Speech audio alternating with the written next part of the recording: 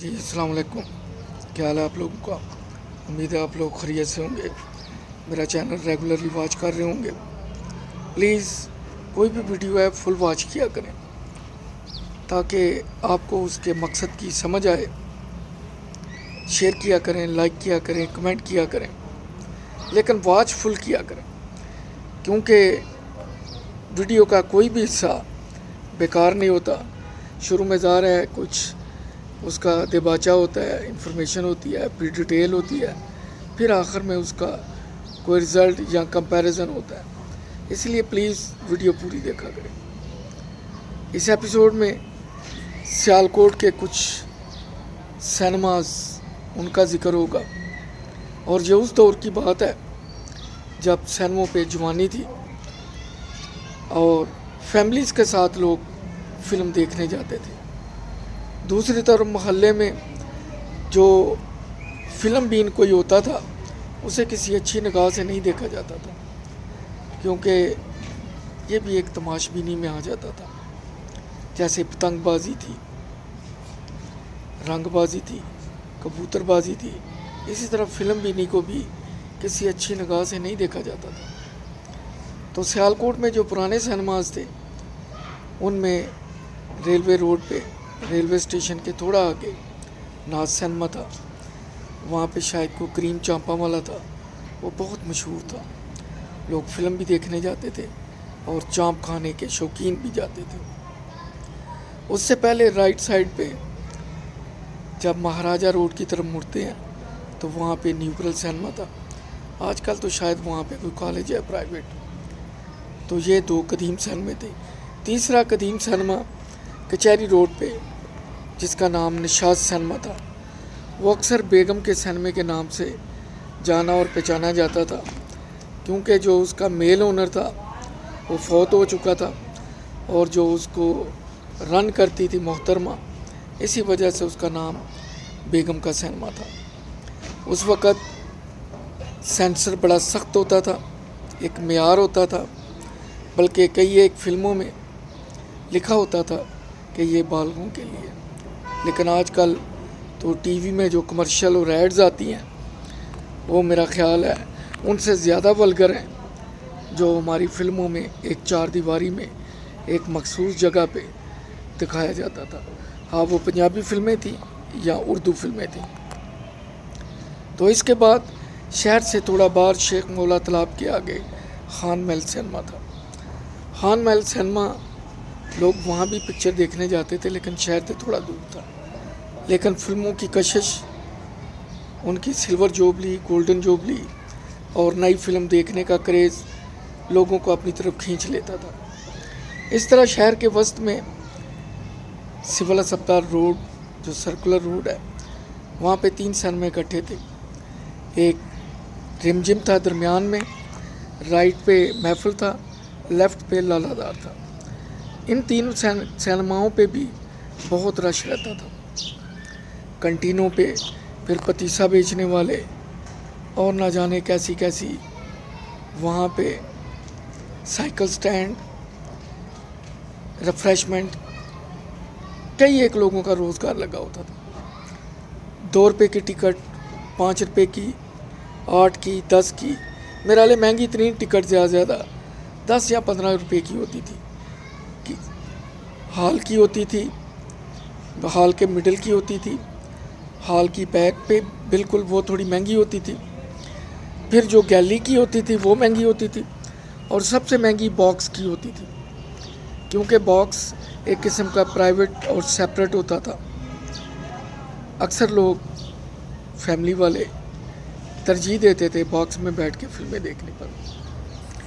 تو پہلے میں نے ذکر کیا ناز، پھر نیوٹرل، پھر محفل، رم جم، لالا دار۔ اس کے ساتھ ہی اسی روڈ پہ کھلا نیا سینما ریکس، اس کی بھی دھوم دور دور تک مچی۔ جو نئے سینمے بن رہے تھے وہ سینٹی ایئر کنڈیشن تھے، اور واقعی لوگ بیٹھ کے جب فلم دیکھتے تھے تو ریلیکس فیل کرتے تھے، سکون لوگوں کو ملتا تھا۔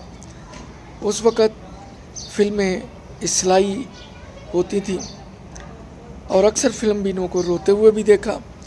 और जिस तरह बारात पे लोग पैसे फेंकते हैं, फिल्म के दौरान भी मशहूर और अच्छे गानों जो अच्छे डायलॉग पे लोगों को पटके मारते भी देखा गया और पैसे फेंकते भी देखा गया।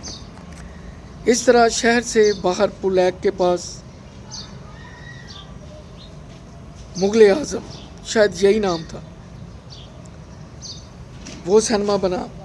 उसने इतना रश नहीं लिया क्योंकि ये शहर के बिल्कुल बाहर था, यहाँ पे पुलैक से शहर में एंटर होते हैं। फिर शाहबान रोड पे परवेज़ मल सिनेमा बना, उसने भी खूब बिजनेस लिया। उस वक़्त ये रोड इतनी बिजी नहीं थी, दोनों तरफ में इतनी शॉप्स भी नहीं थी, शॉपिंग सेंटर प्लाजे नहीं थे। हाँ, अच्छी फिल्म बीनों को ज़रूर अपनी तरफ खींच लेती थी। तो इस तरह खादम अली रोड पे जब बाहर की तरफ जाते हैं, कश्मीर रोड पे, वहाँ पे गुलिस्तान सिनेमा बना था। यह भी अपनी नोयत का नया सिनेमा था, सेंट्रल एयर कंडीशन था और अच्छी फिल्मों का मरकज़ था। लेकिन सबसे ज़्यादा जो बिज़नेस लिया या जहाँ पे लोगों ने कमाई की, वो शमा परवाना था या फिर लालादार रिमझिम महफिल। क्योंकि उस दौर में लोग फिल्में जाके डिस्ट्रीब्यूटर वगैरह से ख़रीदते थे, सिनेमास किराए पे लेते थे और फिल्में लगाते थे। शहर में बाकायदा टांगों पे डोल के साथ पोस्टर डिस्प्ले होते थे।